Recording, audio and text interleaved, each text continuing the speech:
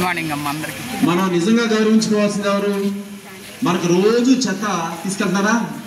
Sanitation employees మన స్కూల్కి వచ్చి, అవునా? మీరు పడేసే ప్లాస్టిక్ చెత్త కానీ కాగితాలు కానీ తీసుకెళ్తున్నారు కాబట్టి వాళ్ళని నిజంగా గౌరవించుకోవాలి.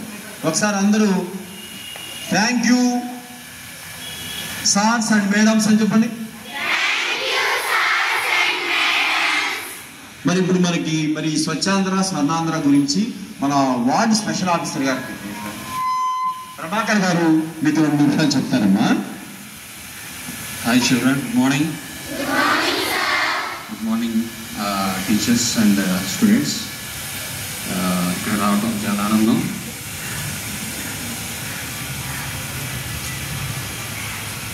ఇవాళ ఆంధ్రప్రదేశ్ మొత్తం స్వచ్ఛాంధ్ర కార్యక్రమాన్ని నిర్వహిస్తున్నారు.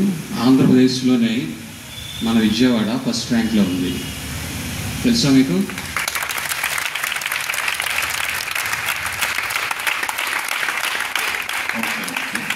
ఇట్ ఈస్ బికాస్ ఆఫ్ మన శానిటేషన్ వర్కర్స్ అండ్ పీపుల్ అందరూ సహకరిస్తున్నందుకు.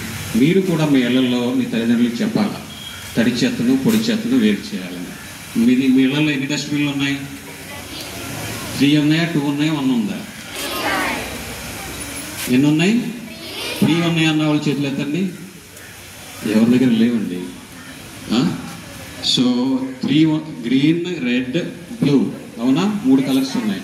3 కలర్స్లో ఏమేమి వేయాలి? గ్రీన్ కలర్లో ఏమి వేయాలి? గ్రీన్లో ఏమి వేయాలి? రెడ్లో హానికరం అంటే ఏంటి? గాజు పెంకులు. ఎస్. బ్లూ దానిలో ఓకే. మీ తల్లిదండ్రులందరికీ ఎడ్యుకేట్ చేయండి, బాగా చెప్పండి. వాళ్ళు చేయకపోతే మీరు చేసి చూపించాలా. అర్థమైందా? సో మన విజయవాడ మంచి ర్యాంక్ వచ్చింది కాబట్టి మీ అందరికీ కంగ్రాచులేషన్స్. అలాగే శానిటేషన్ వర్కర్స్ కూడా కంగ్రాచులేషన్స్ చెప్తూ ఇదే ర్యాంక్ మనం కంటిన్యూ చేయాలి. ఓకే, మనం ఎప్పుడు కూడా ఫస్ట్ ర్యాంక్లో ఉండాలి. ఓకేనా?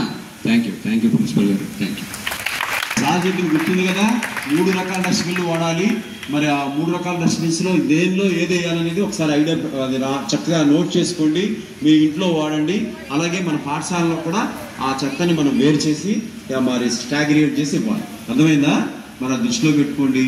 మనం పరిసరాలను పరిశుభ్రతగా ఉంచుకుంటేనే మన ఆరోగ్యం కూడా బాగుంటుంది అన్నమాట. ఓకేనా? థ్యాంక్ యూ నాన్న. All the best.